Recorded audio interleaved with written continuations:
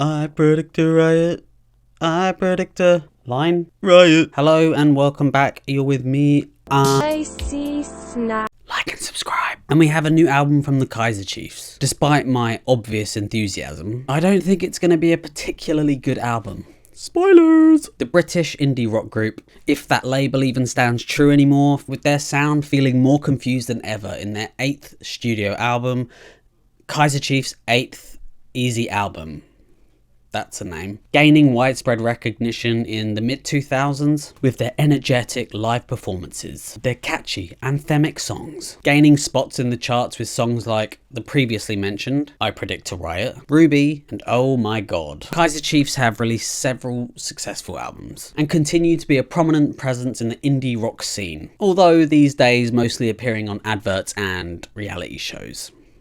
So, their new album. This album feels like a mishmash of songs and genres, throwing the hook out to gain some virality, or a catchy anthem to be used on some social media or TV. The album's opener, Feeling Alright. It's an okay song, co-written with Noel Rodgers, and I believed he co-wrote most of the album, who, as incredible as he is, seeing his name just doesn't really do anything for me anymore. It can be good or bad. The easygoing instrumentation and vocals from Ricky, Rudimental's Amir Amor, sorry for pronunciation, and Nile Rodgers, who are quoted saying, and I think this quote kind of sums up the whole song, "In a tiny booth pretending to enjoy ourselves at 11 AM. And that's kind of what this song sounds like, people pretending to be happy. Following on from this track, we have Beautiful Girl, a soft rock vibe with tight drums and guitars. It's somewhat catchy with sweet lyrics about how inadequate you feel compared to your partner using inanimate objects, sang in a slightly distorted voice, as is most of their songs on this album. If I was a record player, I'd probably play Too Quiet.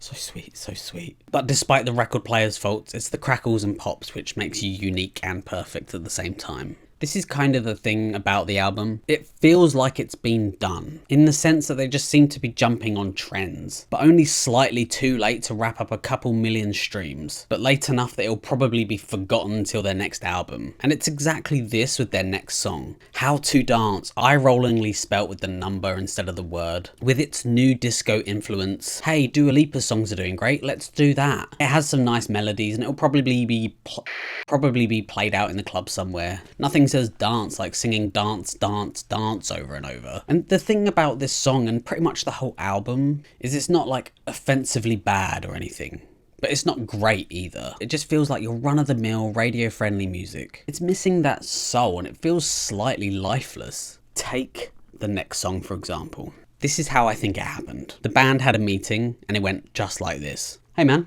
people in the UK are really struggling. I know, tell me about it. We really need a song to connect. Ooh, poor people on benefits go to the job centre. Yes, that's a hit song right there. Singing in this Gorillaz-esque vocal chain about being bored, lining up for the job centre. Having your phone taped so you gotta watch what you say. It's just so they can directly market towards you more like. The notion of Ricky Wilson lining up to get job seekers is just fucking... What were you thinking? A bit of a miss at being political. I'm sure their heart was in the right place, but come on. Look, I have cystic fibrosis and I've had a liver transplant. I know. I've been to quite a few interviews and when I mention that I have this, ghosted. That's what it feels like. It's like they just don't want to hire someone with a disability. I've had to go on benefits before. Luckily my skills let me do freelance, but still, this song is just so out of touch. From Life's Tough to Let's Break the Chains. In this anthem-y song, Burning in Flames, where Wilson fancies himself a bit of a king, I guess. I actually quite like the instrumentals on this song, with its nice little 70s violin flutter every now and then. Even though the sentiment of the song is lost following that thought-provoking job centre shuffle, I still find it weirdly catchy, repeating Burning Flames in my head well after I've listened to it. Reasons to Stay Alive is giving me less reason to keep listening to this album.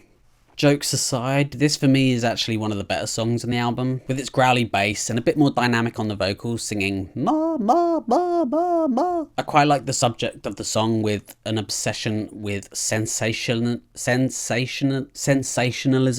finding reasons to stay alive without trying to achieve fame. Alongside this, you have songs like Sentimental Love Song and Jealousy, which aren't particularly bad. Your run-of-the-mill pop rock songs with catchy hooks and lyrics. Then on to the song Noel Groove, which sounds very similar to, you guessed it, Noel Gallagher, in a kind of homage, I guess. Again, it's like an okay song. Although, what is it with older bands who are like, oh, you know, don't sell your soul, phone's bad, don't sell out, whilst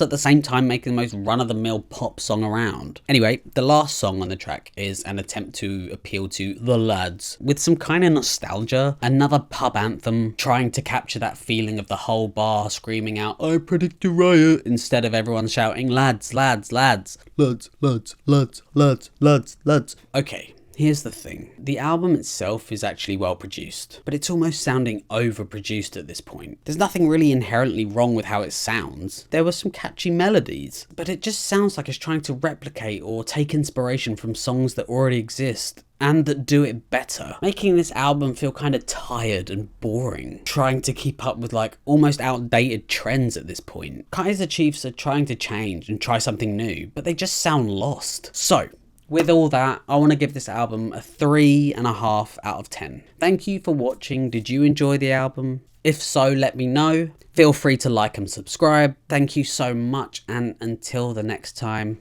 goodbye.